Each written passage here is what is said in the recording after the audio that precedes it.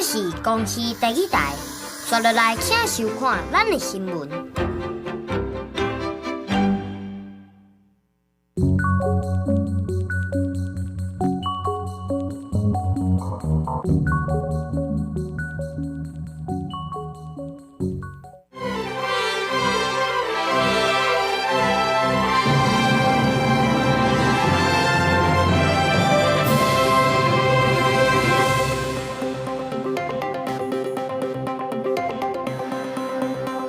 观众朋友，大家好，欢迎收看4月16日下晡新闻，我是麦尚莹。头起先，请带大家来关心今仔日的新闻重点。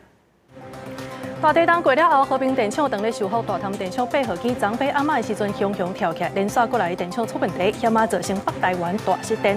准行政院长杜英泰公布第3波雷哥的名单，由郭志辉做经济部长，所谓部长是黄爱南，前宜兰县长陈金德是做工评会主委。新北市一个高中老师咧处理霸凌案件的时阵，有家长挡袂牢，甲别个学生扇嘴皮，受害学生的家长批评老师袂晓处理，实在是失职。好，咱要先来看的是花莲大地震过了后，即马和平电厂当咧修复，台中电厂2部机组这管线也破去，结果昨晚暗暝的时阵，这大潭电厂8号机线雄雄跳起来，连续过来的电厂拢出现问题，后来是用水力发电，佮要求大工厂家己用这个发电机，才总算是闪过限电的危机。4月初3的大地震造成和平电厂1号机受损，虽然台电积极修复，也是拄到地震尾影响。不过地震了后，台电发现讲，亲像台中电厂7号机，因为地震的关系，地输路的管线破去，就要停机维修。面临机组年度维修甲维护的考验，15拜一台电召开2场供电运转的会议，结果迄天夜晚，大潭8号机雄雄跳起，地输台湾北部差一点停电。它确实造成了我们整个备转的容量从6-7% 降到3点多，就损失了110万，确实造成我们这个备转的容量降低。那我们系统就紧急的做的因应把我们这个线上的一些能够在升载的机组，那当然还有水力的这个抽蓄的机组。台电表示，每一天拢会针对天气等等的因素，而且每一天的用电量。发现15个用电量创下6年来4月份用电的高峰，有达3527万千瓦。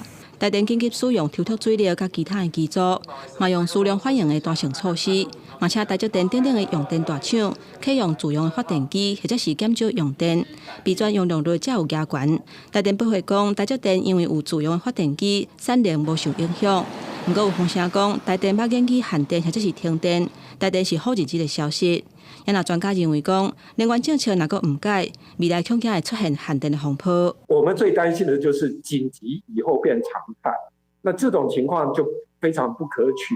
所以我觉得还是要从根本的能源政策改变去着手，要不然未来这2-3个月可能会持续发生。台电表示，目前当地全面检修地震对机组的影响，年度维修的机组嘛会伫5月中小连续恢复供电。未来就算进入大量用电的高峰期，台电嘛有把握会当确保稳定供电。记者综合报道。好，这花莲地震了后，地震尾是一直咧来到达，已经要超过900届。这地震七保中心就提醒讲，这个地震序列要未结束，所以民众千万都要有这个防灾的准备。另外，对今仔日开始，连续有2波风面会来影响台湾山区。伫个地震过了后，这土质是加较松软，所以提醒民众尽量莫去山区。大台北早起有人澎湖，为着方便报道，北部、东北部甲东部地区转为低渐中雨的天气。8时开始，会阁有1波风面通过，北部甲东北部地区天气会淡薄转凉，各地落雨会更较明显。星期4的时候，受到锋面通过的关系，金门、马祖北部、东北部还有整个东半部地区都会可能下短暂阵雨或是雷雨。中部地区和澎湖地区有一些零星短暂降雨的几率。至于南部，则在山区午后会有短暂降雨的几率。气象署提醒，虽然方面有浪澎，有缘有日头出来，也毋过南山总雨累积落来，伫地震了后，土质更较松软的东北部地区，一定要特别注意，建议民众避免去山区活动。地震七保中心统计，403花莲7.2大地震了后，累计地震尾已经超过900件，当地16也阁继续有规模4以上的地震尾。4.2、4.3这样的余震还是零星的在发生。所以我们还是提醒民众，这个地震并没有结束，还是要保持警戒。地动气象中心提醒，地动了后，地表应力调整，在西北部地区也继续有一寡地动产生。因为目前科技犹原无法度预测地动，民众加强防灾准备，也毋无需要过度惊吓。记者综合报道。准行政院长杜英泰公布第3波内阁的名单，包括这个中越集团董事长郭志辉，伊是来做经济部长；也那所谓部长是由中研院的资安学者黄彦南来做；也那这个监察院单协的这个前技能馆长陈金德，这摆是出来做公听会主委。杜英泰是表示讲，这陈金德互人记的身价是上轻的，所以无影响伊做公职。行动创新内阁赞。准总统赖清德新任的内阁第3波人数第16出来，准国会杜英泰这边公布6位内阁的名单，大部分拢是产业学术界人才，重点放在咧行动创新，包括中华集团的董事长郭志辉担任经济部长，国发会主委由诚信创新咨询公司前董事长刘庆清担任。正大保险批教授田金龙是担任金管会主委，司法部长由中研院资安学者黄彦南担任，公听会主委是宜兰县前县长陈金德担任，南台科大校长吴成文是担任国科会主委。经济发展固然是社会繁荣的指标，公平分配更是文明国家的象征。我们会把这2句话放在心里。其中，准经济部长郭志辉，互人叫做斜杠经济人，横跨真侪领域，有广大人脉，被上阵主要是伊有建造产业国际供应链的丰富经验。因那民众关心的供电的问题，将会是郭志辉上任了所面临的重大挑战。杜英泰已经下达指令，一定要确保供电稳定，发展多元力量。因为我是来自于这个民间啦哈，我大概对这个5缺的问题是感受很多了。上任以后再来跟各位报告。因那司法部的部长陈方无斗阵，改由资通领域的专家黄彦南接掌。杜英泰表示，黄彦南有资安、通信、AI 专长，是一战力，肩负着重大责任，要伫咧守护资安的第一线，强化防诈骗。申诫只是小事吗？另外，宜兰县的前代理县长陈金德接公听会主委，验过过去100户监察院弹劾，个人的争议真多。杜英泰也对此做回应。陈金德主委过去确实有过监察院的弹劾，但经过公务人员惩戒委员会的惩处决定，他是受到申诫的处分。申诫是在9项太阳当中最轻微的一项，也不影响他续任任何公职的权利。因那将干各组专案的召集人、国安会咨询委员黄曙光团讲向总统蔡英文请示，无搁再担任公职，也互外界担心将干各组所来计划是受变化，也考验海军未来建军备战。记者综合报道。再来关心高雄鼓山发生疑似虐待婴仔的案件，有一个姓王的年某，顶个月开始来照顾5个月大的查甫婴仔，也毋过这个月初10的时阵，这家长煞互人通知讲，这婴仔意识无够清楚，送病院了后才发现伊头壳骨有骨力位拢折去，甚至搁内伤出血。检方调查认定这个年某嫌疑重大，已经甲法院申请羁押核准。红个仔身躯顶插讲，互人看到真唔甘。高雄鼓山发生疑似虐待婴仔案件，5个月大婴仔为3月初10开始，日是互姓王的人母照顾。家长捌发现囡仔身躯顶乌青金块，人母讲是婴仔家己受伤。到4月初10，这个婴仔下晡向意识不清楚，送病院。他没有立刻叫救护车，是请妈妈来家里看小孩，这就已经耽误了不少时间了。不愿意叫救护车，所以后来又叫了那个 Uber。妈妈看怎么不是救护车，但是因为无奈没有办法，情急之下也只能赶快将小孩送去医院。婴仔送到高医了后，互人诊断正病的头壳骨折、目睭膜出血、严重脑水肿，高大也伫交互病房治疗。病院怀疑婴仔互人虐待，检方收到通报，随躯提姓王的人母。认王姓被告涉犯刑法重伤害等罪嫌，犯罪嫌疑重大，且尚有其他幼儿仍由被告托狱中，有反复实施犯罪之余，向法院申请羁押获准。后续检察官仍将持续进行调查。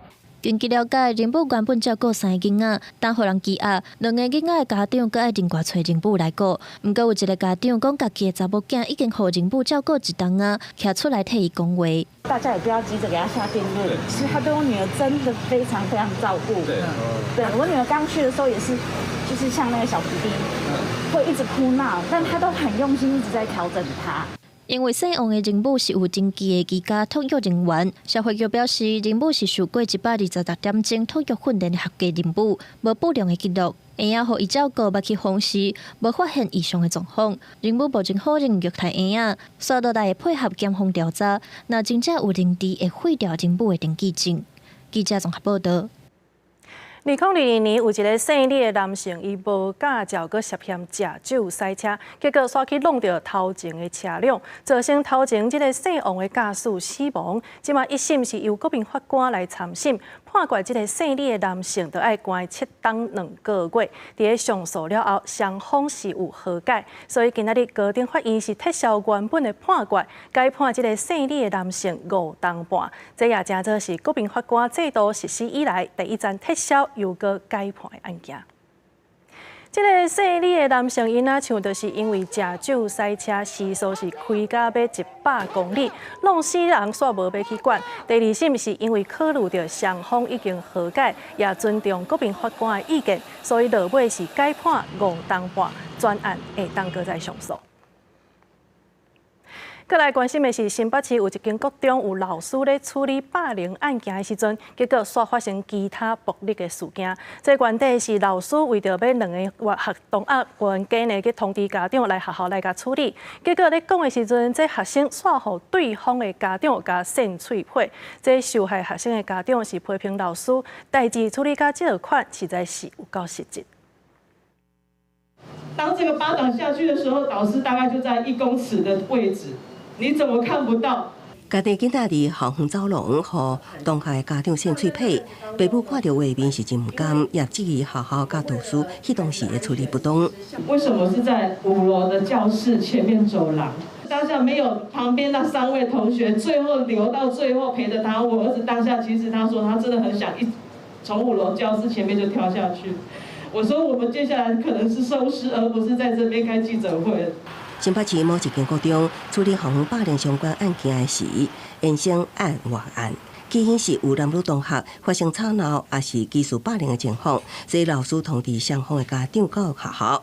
查某同学的家长因为工作因素无法度到场，只有女同学家长来，结果伫走廊讲话过程中，查某同学和女同学家长扇喙皮，这也互查某同学家长真受气，搁较指责老师是伫边仔看无处理。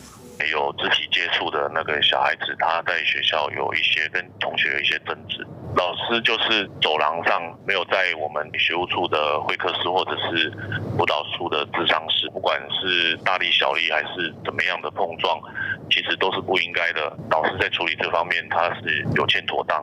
交举第一时间责成学校尽速处理，厘清老师处理过程中是否有严谨度与细腻度不足及违法的情形。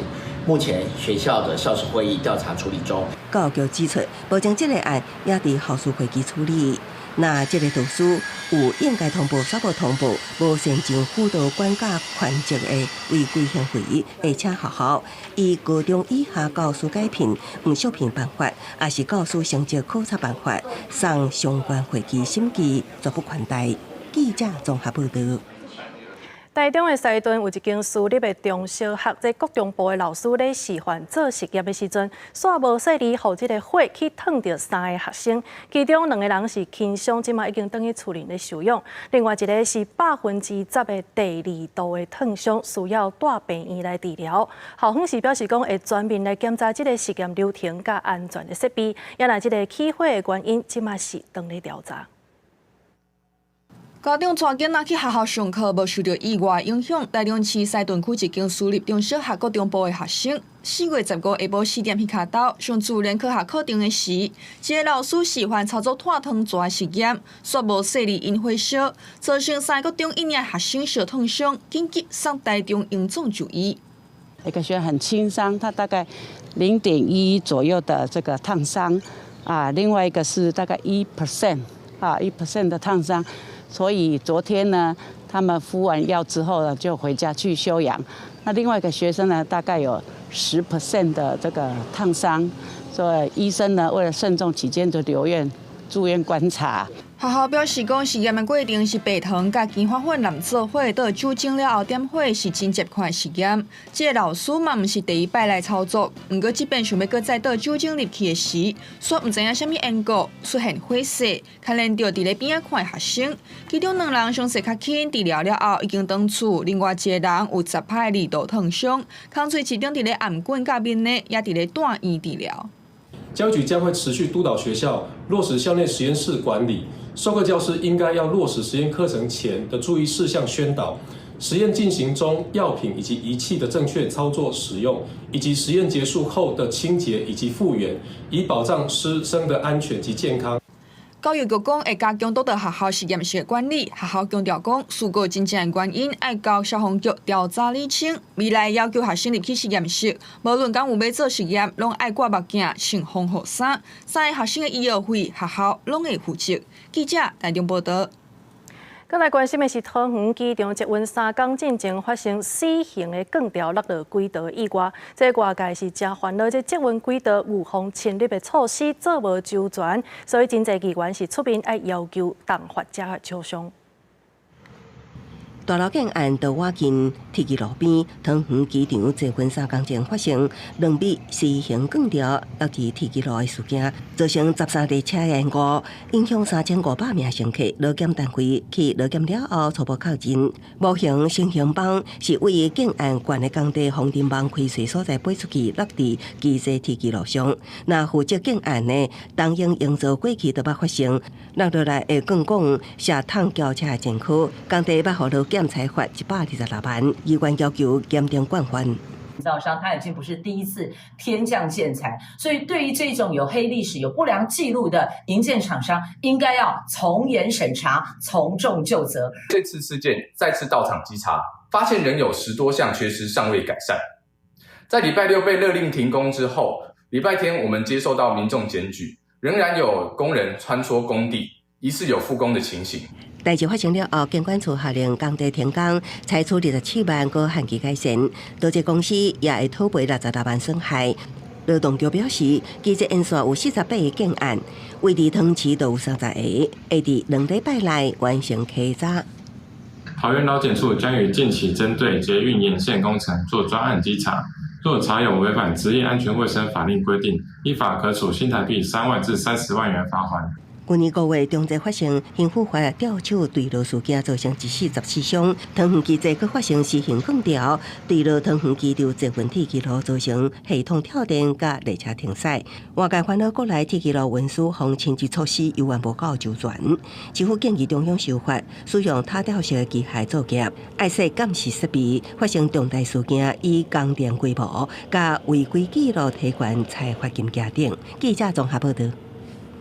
咱台湾社会即马老人是愈来愈侪，也毋过这外籍个家庭看护审查标准，毋但是够讲，阁无够优先，所以真侪国民党的立委是表示讲会提案来修改即个就业服务法的第46条，放宽审查标准，互80岁以上甲70至79岁第2期癌症的病患，会当毋免经过医疗评估，就申請到看護的服務。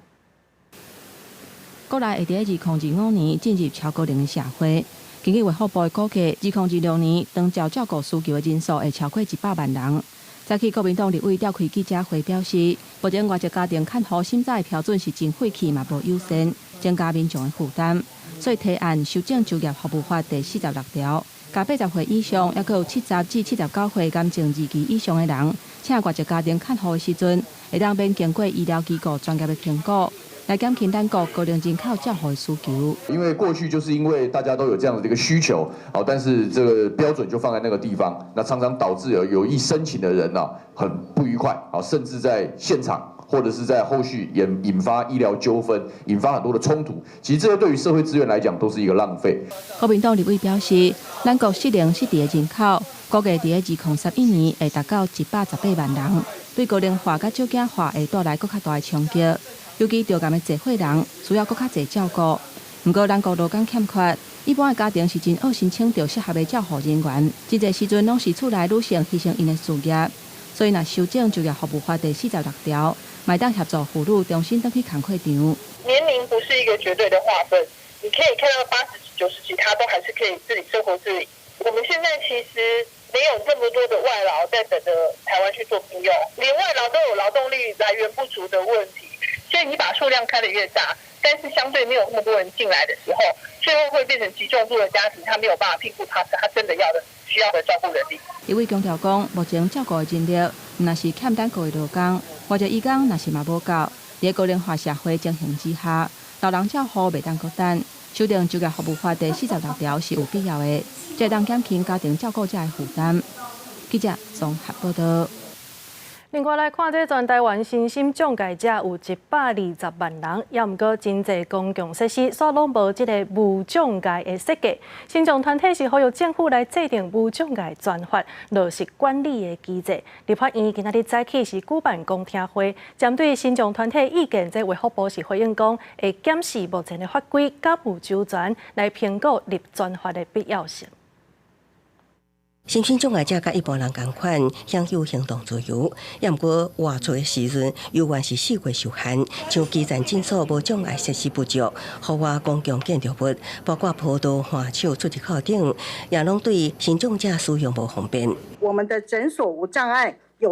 无障碍通道的比例，其实全国只有35%，那么有无障碍厕所的只有26%。故宫南院的，它这个是紧急求助铃，到底是艺术呢，还是实用？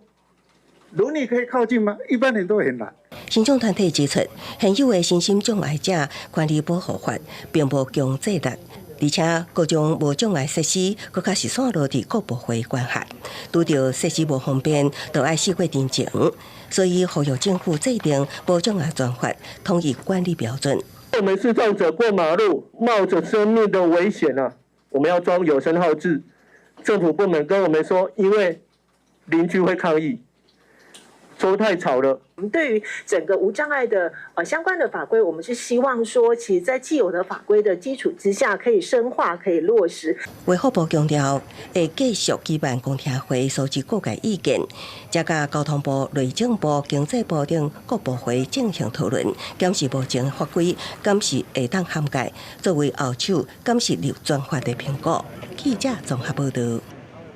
赖清德政府5月20就要上台，今仔日全教总是开记者会，针对一寡制度提出修法的建议，其中一项就是私立学校的老师，这12%的退休提拨费率，应该就要提悬到15%，参公立的同款。另外，伊嘛来呼吁政府讲，在2016年军公教的年金改革的时阵，有一寡公教人员的年资补偿金，应该就要甲还得来。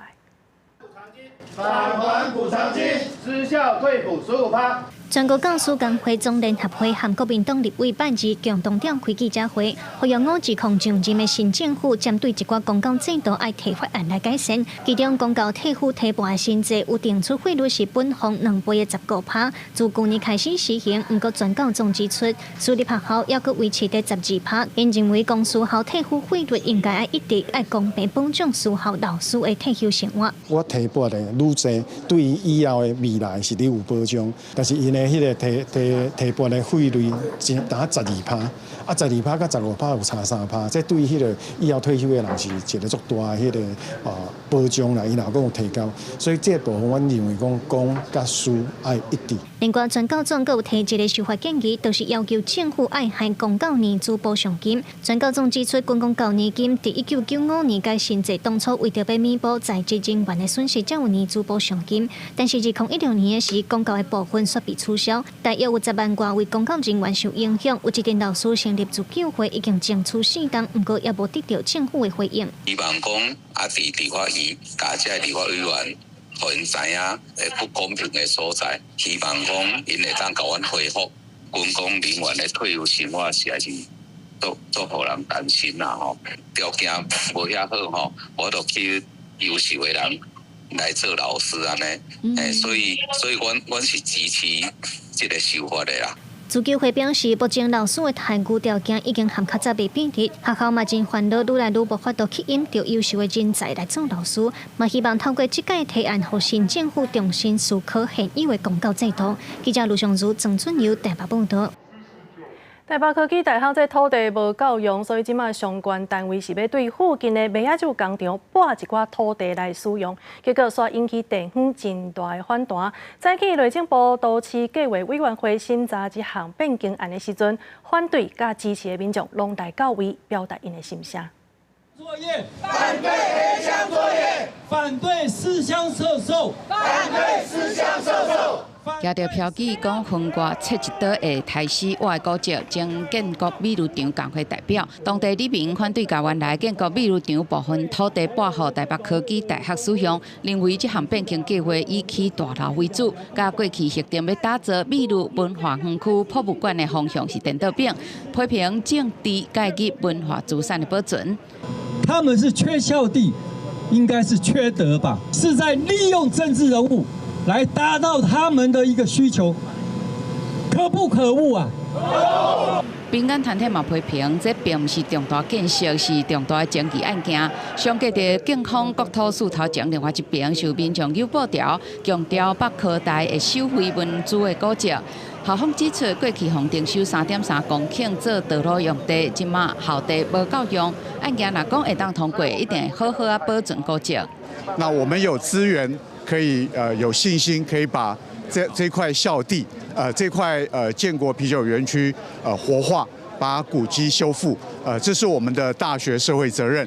案件会在内政部都市计划委员会来审查，要甲1.83公顷的工业区变更做回大学，阁有道路用地。国土署指出，在公开展览期间，表达反对有446人，比赞成255人较侪。到中昼截稿进前，案件搁在审查当中。记者林美丹从台北报道。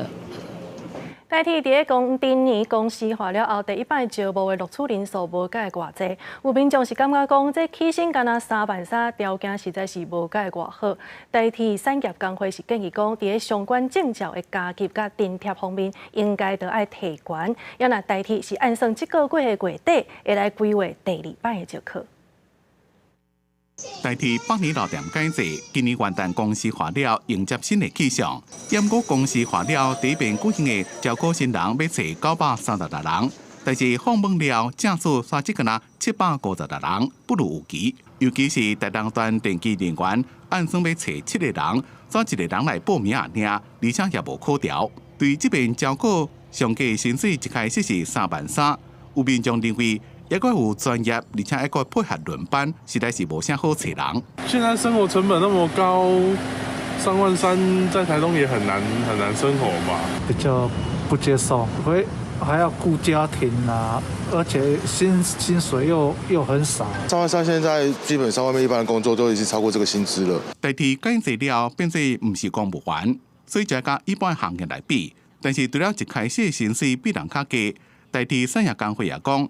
若是有电焊、高空机、杜管机等相关的证照，伫业界是加分的条件。验过来到代替，这个那是有专业，无任何加级。我考了这么多证照，应该可以跟我的雇主去面议，来去这个磋商我的劳动条件。但是这件事情在台铁是完全不可能发生的哦，所以我们会非常希望台铁如果希望能够有更多人才进来，而且稳定且长久的在台铁工作的话，其实应该要去思考我们怎么样在证照跟经验上面有所提升。代替是回应讲。台东电力段无够的部分，将会由去年底铁路特考接受训练及格相关人员先调派应用，并且在今年4月底，专业人员报到了，随规划第2遍考试，继续增加人力。不过工会认为，若是诱因无增加，可能依然找无人，或者是就算找到人，也点袂久。记者综合报道。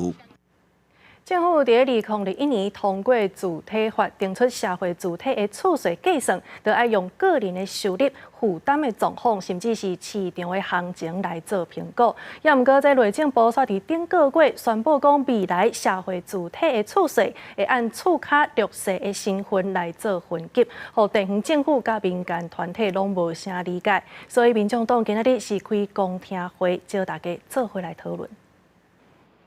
内政部正正提出社会主体分级处税收费原则的草案，主张未来会用弱势的身份进行社会主体处税分级，也按算7月初1进行实行。真侪地方政府和民间团体却认为，安尼做有可能会去扰到一寡实际上有困难的民众，亲像收入无介济却无弱势身份的少年人。民众党拜二召开公听会，带头进行讨论。国土管理署也提出修正了后的草案，针对分级补充说明。所得上面没有办法被社福单位去认定为低跟中低收入户的这一些户数，有可能很多都会进到第3级里面呢，有6到7折的这样的一个折扣哈。不过学者指出，用身份来做分级的标准会有空芳，同身份的人收入无一定平济，而且台湾真侪补助拢是用收入去做标准的。社会补助里面有一个我们叫做这个中低收老人的生活津贴，收入的所得在2.5倍以下的，每一个月给一笔钱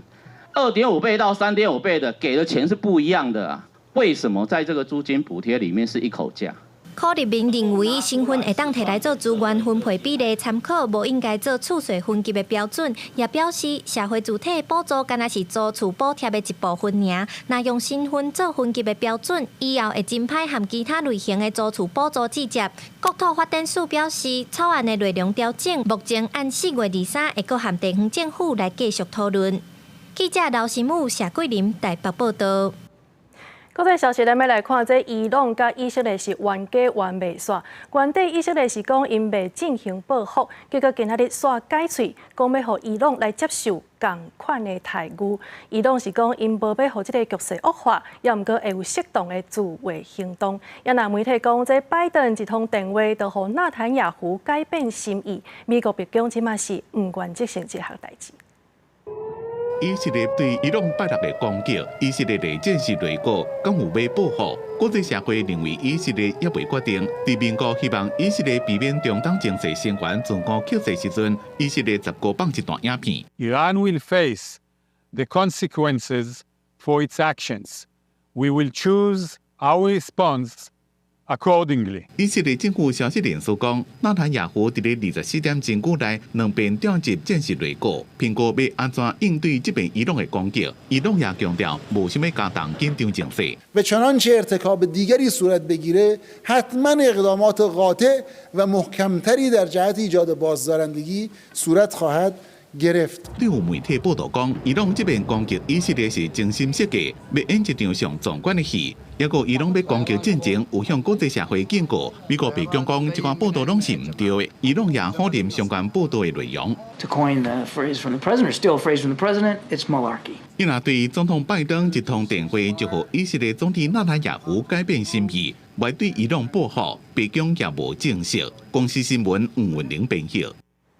这2天大家拢咧关注的，就是新加坡总理李显龙是宣布5月15日落任，交予现任的副总理黄顺才来接手管理国家。这也代表新加坡由李家领导的时代已经结束啊。去年宣布要交接的新加坡总理李显龙，伫8月正式宣布，将会伫咧5月15退任，将总理的单位交接予现任副总理兼财政部长黄顺才。李显龙伫社群媒体讲，领导阶层交接是重要的时刻，代表李显龙18年执政正式结束。I accept this responsibility with humility and a deep sense of duty. I pledge to give my all in this undertaking. Every ounce of my energy shall be devoted to the service of our country and our people. 未接班的黄顺才，因为常常用 TikTok 拍影片甲民众互动，互人叫做 TikTok 部长。伊今年51岁，伫新冠疫情期间做防疫指挥官，表现正受肯定，成做第4代领导团队的代表性人物。将被退位的李显龙甲伊老爸李光耀同款，伫执政期间正关心两华事务。李显龙捌讲，因为欠缺互信，造成台海局势出现误判，甲意外风险正伫咧增加。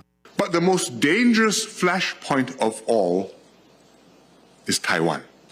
Enduring enmity and bad relations between them will be very costly for both and will mean big trouble for the rest of the world. 评论家分析，新加坡会当伫个短短几落10年之间，自经济落后的一个小岛，变做亚洲上富裕的经济体之一。建国总理李光耀功劳上大，李显龙是自2004年接任第2任总理吴祖堂，组成新加坡美加20年。伫这么黄顺才接手了，应该当行一种甲李家无共款的新风格。公司新闻张伟林、张建光编辑。电动车的市场是愈来愈竞争，特斯拉今年第一季的销量是减8.5%，这是新冠疫情以来头一届减这么多。即马特斯拉为着要降低成本，所以宣布全球裁员10%，也就是讲差不多有1万外员工会互人洗头路。会当自动驾驶系统是电动车大厂特斯拉感觉真骄傲的功能。受到真侪车主的介意，也毋过特斯拉执行长马斯克15下昼发布全公司员工的会中表示，会伫全球范围内裁员10%，大约14000名的员工。自从2020年底以来，特斯拉员工总数差不多成长1倍。2022年先后伫德国甲美国德州设厂。去年宣布墨西哥设厂计划，到去年底，全球员工已经超过14万人。也毋过特斯拉过去也捌几啊摆裁员，2019年裁员7%，2022年也裁员10%。最近受到中国电动车比亚迪的竞争，今年第一季销量落跌8.5%，是新冠疫情以来头一摆看到的。互高层展开公司重组以降低成本。执行长马斯克也真无闲，伫顶日伫德州甲阿根廷总统米雷伊会面，因为阿根廷丰富的矿藏有真侪吸引马斯克的条件。后礼拜马斯克也会去印度，虽然特斯拉高层否认印度设厂的传闻，也毋过印度总理莫迪先公开欢迎外国到印度投资生产电动车。हमने दुनिया को कहा कि भाई भारत बहुत तेजी से ईवी पे जा रहा है, मैन्युफैक्चरिंग करना चाहते वो आना चाहे आइए। इतना ही नहीं, मैं चाहता हूँ हिंदुस्तान में निवेश आना चाहिए, क्योंकि भारत में वो चीज़ें जिसमें भले पैसा किसी का भी लगा हो। 面对美国甲中国电动车市场成长有较慢落来可见，电动车只占印度2023年汽车销量的2%。政府希望伫2030年会当提升到30%。也毋过裁员的利空消息，互特斯拉股价拜一淡薄5.59%，来到161.40甲8美金。专家讲，特斯拉当为黄金时代走向一个真正充满挑战的时代。公司新闻陈伟霆编译。2024巴黎奥运搁100天就要开始啊！即马盛会也伫今仔日对希腊的雅典开始来团。总统马克宏是真有信心，会当甲这场奥运办好好势。也毋过最近情报线显示讲，这无人机的攻击恐惊会是威胁，就连这个防护系统也可能无法度做甲十足。奥运盛会按照古早传统，利用太阳光伫雅典卫星点灯，搁伫希腊展开11天团队，有600名团队者驾火马驶5000公里，经过41个城市，27样3位飞轮船经过地中海前往法国。Because the ship is from 1896, the same age as Olympic Games, so it's gonna impact the world about the history of the France, the link between Greece and France, and for the ecologic way of transport about such an event like Olympic Flame. 5月7日到马赛了后，续落来继续由1万名盛会团队者经过64个法国地区7月26到巴黎开幕会场。那本届开幕甲以往伫大型体育场举行无同，是伫室内会场场，对会场点到盛会方式，官方是真保密。Et donc, un cessez-le-feu humanitaire. Mais c'est une situation très différente. On peut être en désaccord avec Israël. Oui, parce qu'on l'a préparé, parce qu'on s'est donné les moyens de le faire. Et donc ça en vaut la chandelle. Il n'y a pas de naïveté, aucune. Il y a une très grande lucidité. On partage toutes les informations, les moyens considérables qu'on a mis. Il y a des plans B et même des plans C. 当局为奥运架设的对抗无人机攻击的防护系统，因为国会最近一份报告认为，无法度全面保护巴黎免受攻击，所以忧虑增加。目前这份报告因为内容太过敏感，无公开，系统防护演练也无确定的成效。即马离开幕无到4个月，就会安全真悬。苏迪亚表示，讲真话会互人真火大，因为情况确实无顺，甲官方的讲法其实是颠倒变的。公司新闻吴伟林编译。花莲大地震了后，为福部赈灾基金会启动募款，到今已经募超过9.6亿。这个专案会阁继续募到5月初3。基金会是表示讲，这募款会用伫援助灾民、紧急医疗、收容安置，甚至是复原重建设的项目。按算，这礼拜行政议会就来决定部分善款的使用方式。4月初3，花莲大地震造成灾害，隔两天为福部下骹的财团法人赈灾基金会，就随发起4月初3花莲赈灾募款专案。到4月16拜二早时，透过银行口座、网络集资平台、行动支付捐款，超商这4大通路，已经收到要16万笔，计共超过9.6亿国内外的募款。善款9亿6嘛，那到昨天，这应该是到昨天12点，海外的汇款新台币是2600多万，日本最多，它大概在我们这个用汇款的方式，目前到昨天入账的有1900多万，好，那第二多的是美国有400多万，那第三多的是香港180万。今日赈灾基金会来自全台、全世界的募款，就是由这8个人组成的办公室来还。基金会表示，募款会用伫援助灾民、紧急医疗、收容安置、复原重建4大项目。因为基金会人力有限，募款会由公务机关、民间团体提出计划申请使用。上个礼拜5，在行政院副院长已经召开这个会议了，所以各部会已经提出相关的方案。这个礼拜我们应该礼拜3会再开一次会，那应该很多事情就会定了。基金会估计拜2募款就会达成原底按算的目标10亿。不过基金会表示，民众5月初3进前，拢会再继续捐款到花莲赈灾募款专户。基金会表示，捐款会提来帮助这届地震的重建，会善用民众的爱心。记者林玉凯新北报道。花莲天龙省大楼咧要拆线，这附近北滨街6号大楼也当咧拆除。当地里长伊当时嘛是受灾户，伊是表示讲真侪厝主其实拢真希望讲会当原地重启，也毋过伊嘛知影这项心愿要完成，其实无遐尔简单。计生处是表示讲，这该拆的得赶紧甲拆好掉，保障居民安全才是上重要的代志。脚踏车继续作业，这是花莲市北滨街6号大楼，当咧加速拆除。当地里长嘛是受灾户，伊表示，多数厝主拢希望会当伫原本的所在定起。像我们这一栋只有3户是租客，其他都是屋主。这些租客也有找到房子了，大部分都是希望能够原地重建啊。里长表示，这摆地震的受灾户真多，会体谅官府处理的量能有限。建设处表示，天王市大楼拆除的作业已经要收尾啊，接落来北滨街甲博爱街也有其他可能爱拆掉的建物，会赶紧评估。北滨街2号跟博爱街大楼应该也是有一些危险可能会影响到公共安全，所以我们希望在做最后评估之后，应该也会来安排拆除。伫北滨街16号的早顿店地震了后，就经拆掉。地震迄当时，头家反应真紧，叫人客走去外口，才无造成伤亡。虽然伊阁毋知未来要行倒一步，毋过强调想要留伫花莲重新开始，目前敢若会当先去完成伫东华大学 EMBA 学业。在一瞬间就一无所有，今后要如何重建？何去何从？重建一个课题，辅导就业一个课题。头家表示，感谢政府提供慰问金加税厝补助，好因暂时有所在通住。毋过未来要安怎定起，敢若会当等政府规划协助。记者综合报道。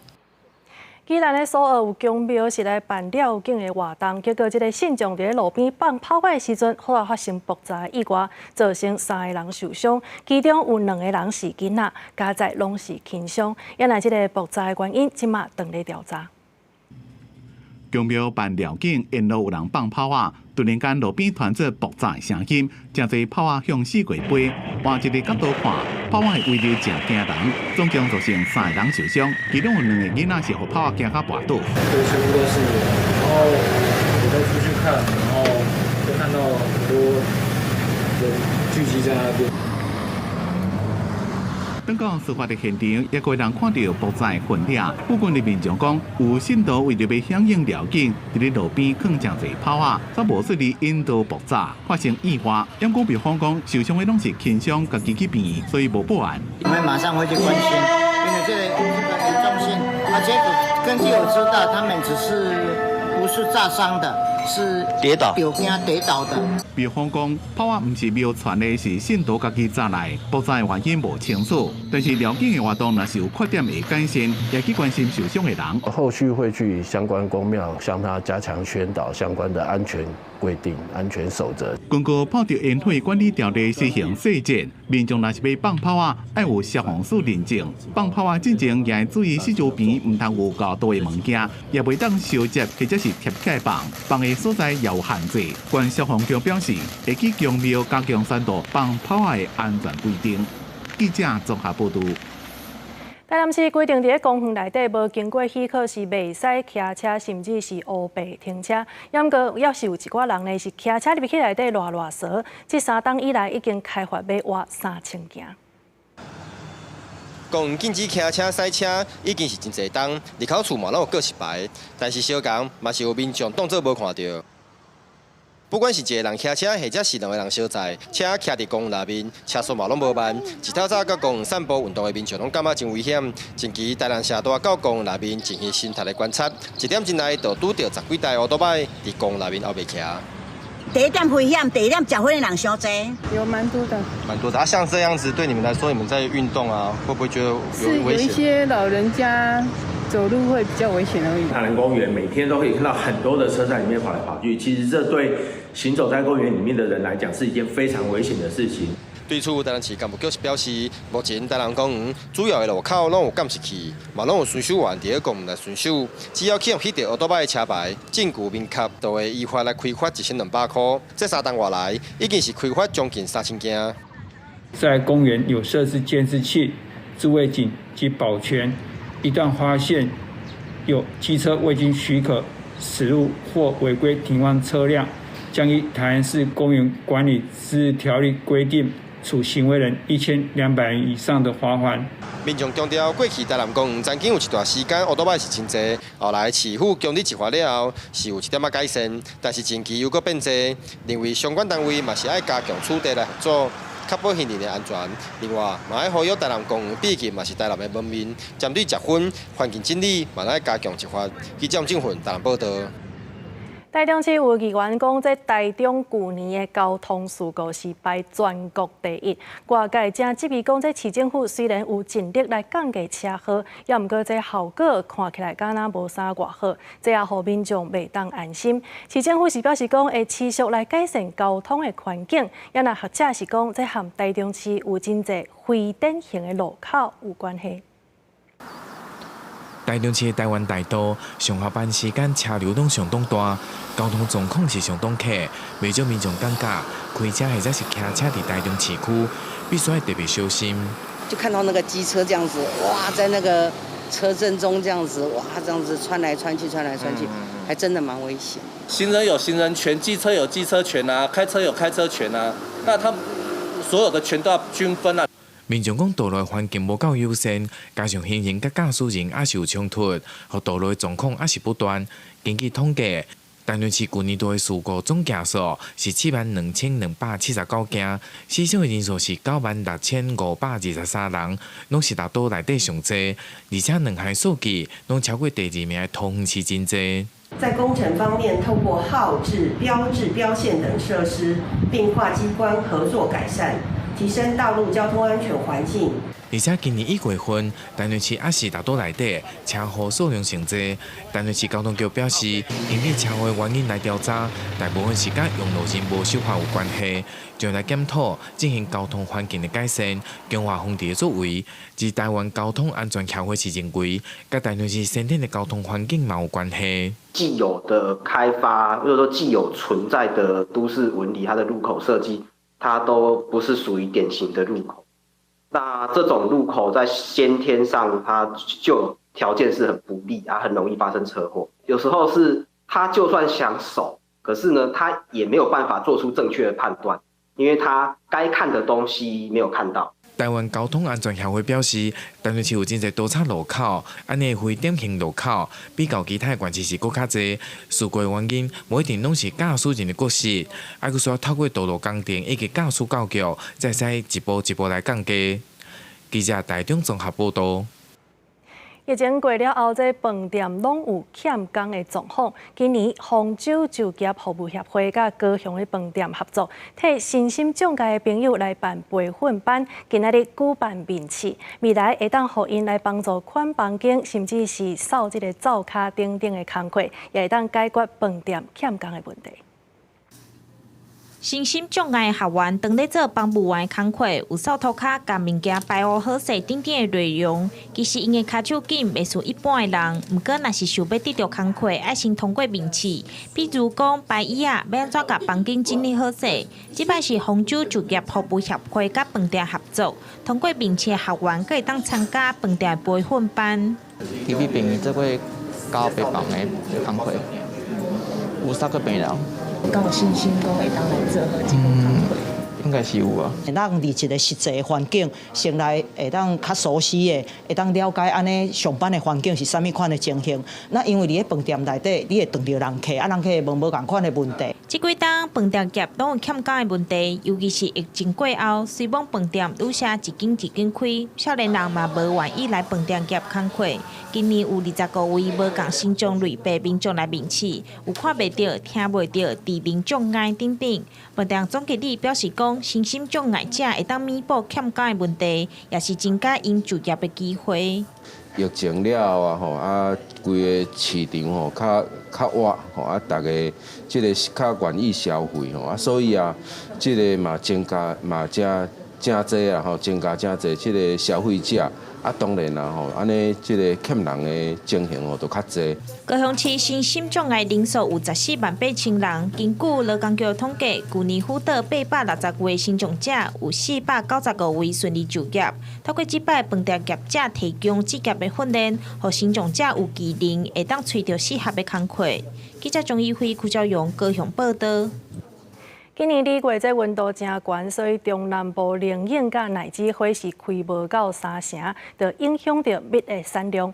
云林有农民表示讲，这用过7天会当收到的蜜，即马就要等10天才收有，而且这产量阁是原本的1/3，也就是讲这成本恐惊全部了去。盼望以顺时攀上，原本过去5天到7天就会当收蜜一解，但今年受到冷饮和奶制开火无到3成。 攀采蜜的时间延长，但所采蜜量嘛比往年少真多。我们以前就是去山上的时候，200多箱蜜蜂，我们就可以采1到5天就可以采900公斤的蜂蜜，但现在就是比较少，就是差不多10天左右才有办法采300公斤那边。有攀农表示，因为2月份气候热，加上无什么雨水，导致花开了少。 连带嘛影响到攀采蜜，但真侪攀农为着饲攀，阁需要负担饲糖的成本。今年若无收成，恐惊会损失惨重。我们采不到蜂蜜，蜜蜂就没有东西可以吃，所以就必须喂糖给它吃，这样，然后这样的话，我们成本也会增加。那这个部分呢，我们已经有通报到农业部去。那农业部现在召开专家会议以后，才会责成是否会开放天然灾害的救助的部分。攀农表示，近期全国各地攀农 拢传出采袂到蜜的情形，有诶阁载着攀箱到南部采蜜，但收成甚至连1/3拢无，加上糖包一包要开1600块的成本，希望农政单位会当针对攀农采收的状况做评估，启动相关的救助。记者用为报道。 亲子之间的沟通，若准有好势，就会当稳定囡仔的情绪，对身心发展嘛有正面的帮助。嘉义市卫生局是邀请到心理医师，透过算念图甲画图的活动，甲父母安怎用正向的方式来带囡仔表达情绪，找到沟通的办法。 囡仔用念头自由发挥，做出心目中父母的模样。陪伫边仔父母袂当指示囡仔安怎做。上课心理医生建议现场的家长会当试看卖，小等一下，尊重囡仔的想法，莫赶紧就要来替囡仔做决定。我们这个活动是很希望讲哦，家长讲，我的脑讲淡薄空白的部分。 摆啥物拢帮囡仔讲啊好，互囡仔家己去想法。安尼会使促进我甲囡仔的感情安尼，然后我感觉这种活动会使加办安尼。为了应付社会竞争，家长对囡仔不管是要求也是管教，拢会对囡仔的年岁日头增加。心理医生就教家长，试看卖用引导代替指导，尽量用正面肯定的方式来表达，陪伴囡仔做决定。我研究那讲吼，即马就是。现在的爸爸妈妈在沟通上很容易变成就是用讲的、用指令的、用讲的，不过无去了解讲另外人来家己的想法是啥物。小孩子在这个过程中可以跟大人可以非常的平常比较不会有这样的沟通，对，那我觉得这样的活动很好。家己市卫生局表示，囡仔成长的过程当中，心理健康的好歹，父母占真重要的部分。配合社区心理卫生中心举办这种课程，若是要让家长更加了解家己的囡仔，也希望家长会当为课程当中找到甲囡仔沟通的方式。记者林慧婷家己报道。下晡晡天气如何？天气玻璃仔带大家做回来了解。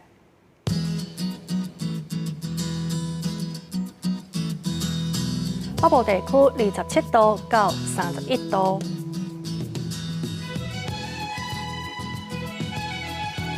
中部地区是28度到33度，南部地区28度到34度，东部地区是27度到31度。外岛地区22度到29度。以上就是这个台记新闻，感谢你的收看。明仔载同一个时间，咱再相会。